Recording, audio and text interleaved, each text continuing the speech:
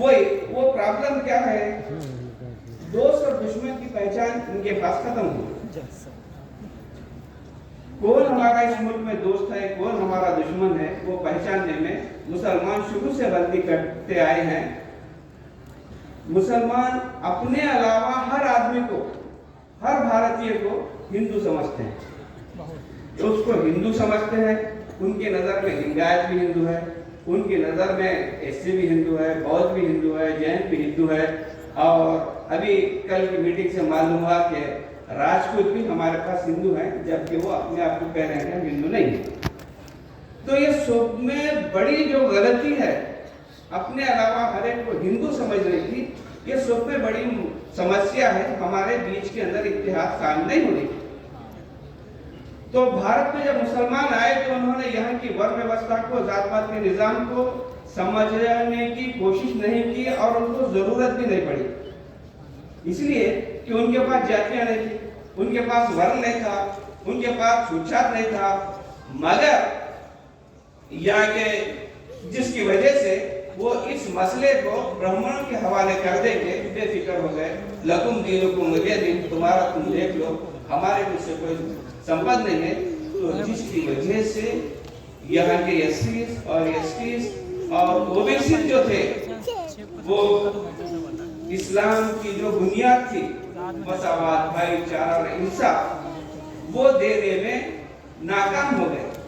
नाकाम होने की वजह से जो इंसाफ, भाईचारा और न्याय जो पर आधारित समाज जो बनने की आवश्यकता इस्लाम देता था, उसको हम देने में फेल हो जाने की वजह से जो ब्राह्मणवाद जो था, ब्राह्मणवाद ने मुसलमानों को हाईजैक किया और उनको समझने की मौका ही नहीं दिया कि वो यहाँ की वर्ण व्यवस्था क्या है।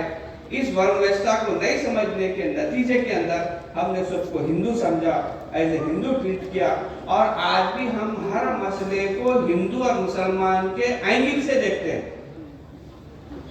हर मसले को उसको वैसा ही ट्रीट भी करते हैं। तो यहाँ के समाज को नहीं समझने की वजह से एक बड़ी गलती ये हुई कि जो मर्ज था, जो बीमारी थी, उसका डायग्नोसिस रॉन्ग हुआ। जब बीमारी का डायग्नोसिस रॉन्ग होता है तो इलाज भी रॉन्ग होता है। तो मुसलमानों ने डायग्नोसिस रॉन्ग किया और उसका ट्रीटमेंट भी रॉन्ग करने की वजह से वर्ण व्यवस्था आज तक कायम है, अपना रंग रूप बदलते हुए, और जिसकी वजह से ये बहुत सारी समस्याएं हमारे अंदर पैदा हो गई हैं। और ऐसी यहाँ के मूल निवासियों और मुसलमानों के अंदर मुत्तहिद होने की, इत्तेहाद होने की इतनी ज्यादा और जरूरत और चांसेस और बुनियादें हैं कि क्या इस्लाम मसावात को नहीं मानता, क्या इस्लाम भाईचारा को नहीं मानता, क्या इस्लाम इंसाफ देना नहीं चाहता। जब इस्लाम के ये फंडामेंटल्स हैं तो फिर इसको कायम करने की के लिए हमारा कोशिश करना हमारा दीनी फर्ज बन जाता है। इसलिए कुरान में कहा, वमल लकुम तुकातिलून फी सबीलिल्लाह वल मुस्तदफीन वन रिजाली वन निसाई वल वल्दाना।